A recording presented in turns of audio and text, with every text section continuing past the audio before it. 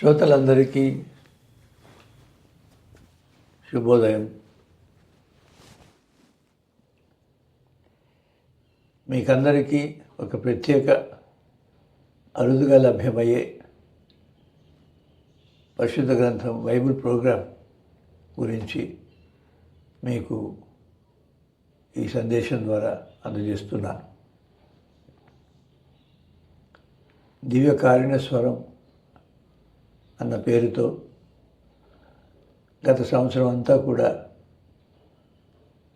నిరాటంకంగా దిగ్విజయంగా Telugu audio Bible అన్న ప్రోగ్రాంని నిర్వహించడం అభినందనీయమైన విషయం.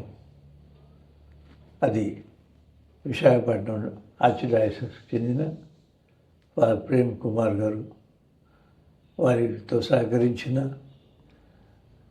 ఎంతో శ్రమించిన mister V Sunil Sanjay, DMCY senior coordinator mister G Sravanthi, ఇంకా ఎంతోమంది, ముఖ్యంగా రోజువారీ బైబిల్ పఠనం చేసిన వారు, వీళ్ళందరి సహకారం సహాయంతో దిగ్విజయంగా పరిశుద్ధ గ్రంథం మొత్తం ఈ నెల 31వ తారీఖుకి ఆడియో విజువల్ బైబిల్ ప్రోగ్రాం పూర్తవుతుంది.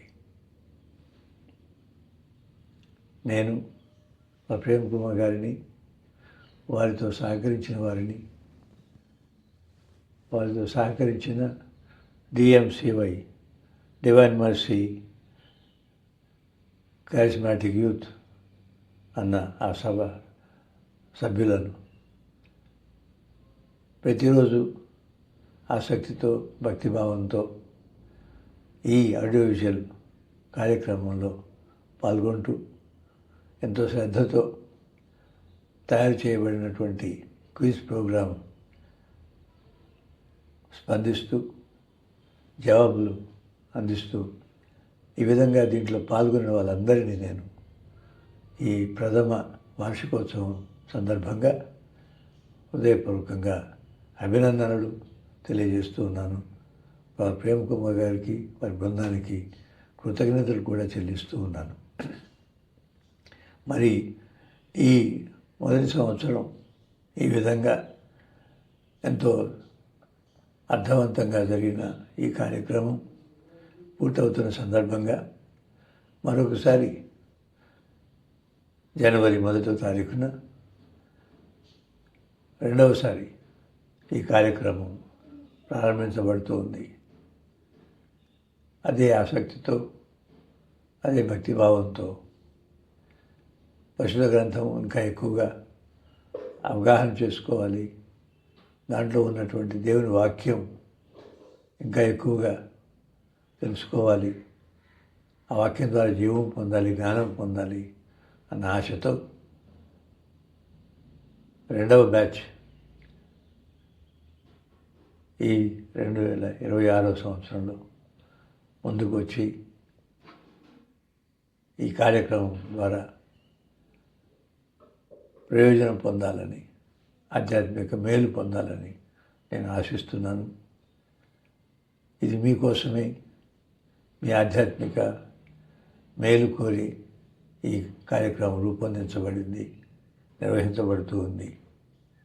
మీరు దాన్ని సద్వినియోగం చేసుకొని శ్రద్ధతో ఈ బైబిల్ వాక్యం ఈ విధంగా మీ చింతకు వస్తుందన్న సంతోషంతో ఈ కార్యక్రమంలో భాగస్థులై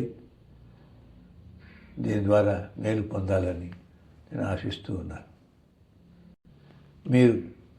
అలాగే మీరు మీ చుట్టుప్రక్కల ఉన్న మీ బంధుమిత్రులలో ఉన్నటువంటి ఇతరులు కూడా ఈ కార్యక్రమం గురించి పరిచయం చేయండి, వాళ్ళను కూడా ప్రోత్సహించండి.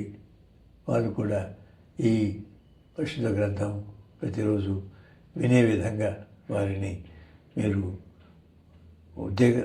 ఉత్తేజపరచండి అని కూడా మిమ్మల్ని కోరుతూ ఉన్నాను.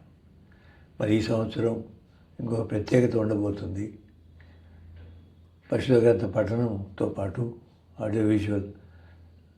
ఆడియో బైబిల్ పఠనంతో పాటు ప్రతిరోజు చదవబడిన ఆ భాగం వివరణ కూడా క్లుప్తంగా ప్రతిరోజు రూపొందించబడి అది కూడా ఇంకొక ప్రోగ్రామ్గా తయారు చేయబడుతుంది.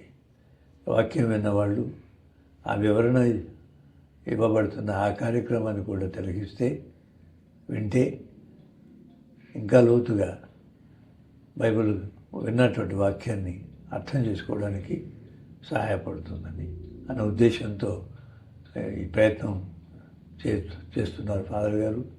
మీరు దాన్ని కూడా సద్వినియోగం చేసుకొని ఆ కార్యక్రమం ద్వారా మీరు బైబిల్ గురించి వాక్యం గురించి అవగాహన పెంచుకునే విధంగా ఆ విధంగా మేలు పొందాలని నేను ఆశిస్తూ ఉన్నాను. ఈ ప్రథమ వార్షికోత్సవం జరుపుకుంటున్నారు ఫాదర్ గారు.